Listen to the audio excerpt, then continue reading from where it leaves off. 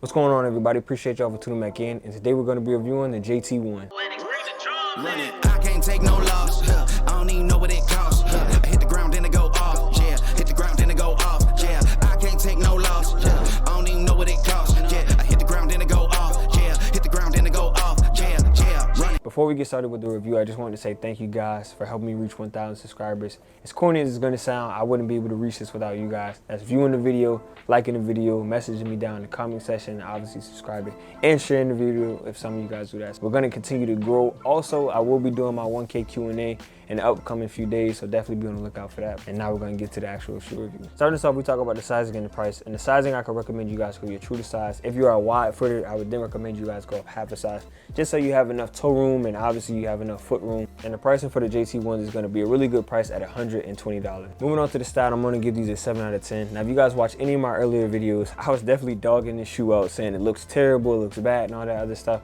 But I gotta be honest with you guys, in person, the shoe looks a lot better via website. The colorway in this shoe is called Zoo, and it's inspired by Deuce and his love for going to the zoo with his dad. Now, I'm gonna be honest with you guys, I've never been a fan of black and red shoes. It doesn't stand out enough for me on the court, but the red, black, gold, and cream colorway does work on this silhouette. And I gotta be honest with you guys with the materials. When you first pick the shoe up in your hand, it is gonna feel very cheap. But you guys do gotta understand, whenever it's your first signature athlete shoe, you should not expect it to feel anything like a LeBron 20, a KD 15. You get what I'm saying? Like a shoe that's been down the line and had opportunity to grow. This is their first shoe, so most of the time they're gonna be pretty cheap. But the material is mesh, basically just for a breathable type of fit for you guys. Other than that, in my opinion, there's nothing else pretty much going on with the styling of the shoe or the colorway. It's just a black, red, cream, gold silhouette colorway. And up next, we have my favorite category, which is the cushion. And I gotta be honest with you guys, completely honest with y'all. I'm gonna give this a 6.5 out of 10. Now, this was the toughest part for me in this shoe, and I want you guys to understand something. They do use my favorite cushion setup in Nike, which is Air Zoom. Air Zoom is amazing. Air Zoom feels really good. The Air Zoom in this shoe feels good. But let me tell you guys the worst part about this shoe. It is this part. The part that a lot of us in the shoe community was talking about. The plastic that's in here does not feel comfortable at all, at least for my foot. It started hurting to where you guys know in the bottom of your foot where the arch is.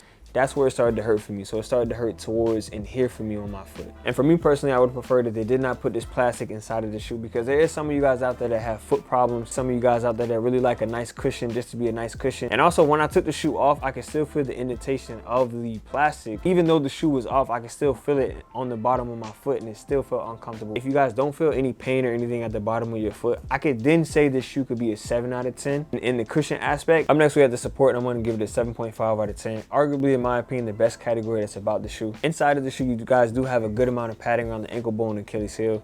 It's not much, if any, inside the tongue. I will say this is going to be one of those shoes that is going to keep your ankle in place. I wish it could get tighter. Like when I tied it to the tightest, it still wasn't super tight. But regardless of that, I do think it is still a shoe that's good, that is going to hold up good around the ankle. Because I felt pretty confident when I was doing Euros, spins, moving laterally. I did feel pretty confident, like I wouldn't twist it or tweak it just on my own. But other than that, I think the support is just okay. And last on the list, we have the traction. I'm gonna give these a 7 out of 10. To me, you don't really hear that much squeaking.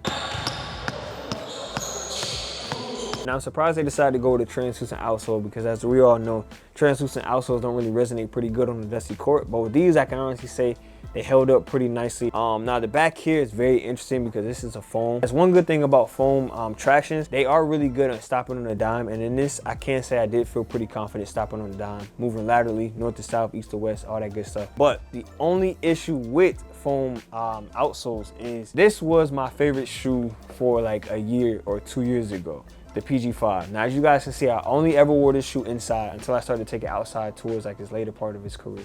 Right, as you guys can see, the only issue I have with foam outsoles is they start to weather away. And most of this is just inside court only. You see how it starts to weather away, it starts to fade off and stuff like that. That's the only issue with foam outsoles, just like the Currys.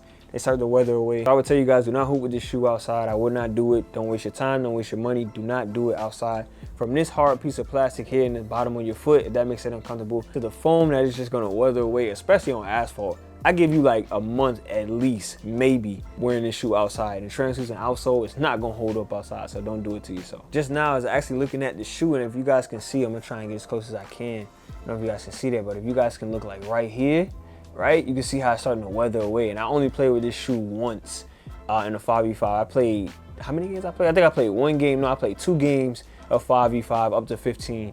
And as you guys can see how it's starting to weather away? That's the only thing I don't like about the foam. But other than that, it is just an okayish traction. Ending off with the ranking of the JT1s, I'm gonna be completely honest with you guys. This is my original ranking. I'm gonna give it a C+. I think this shoe has the potential of a B. I'm gonna get to that later, but I gotta be honest, that bottom part in the shoe to where the cushioning is, it just killed it for me. If you guys are having problems with that on the bottom of your foot, I don't think you guys are gonna like this shoe. The styling of some of the certain colorways that are coming out are pretty nice.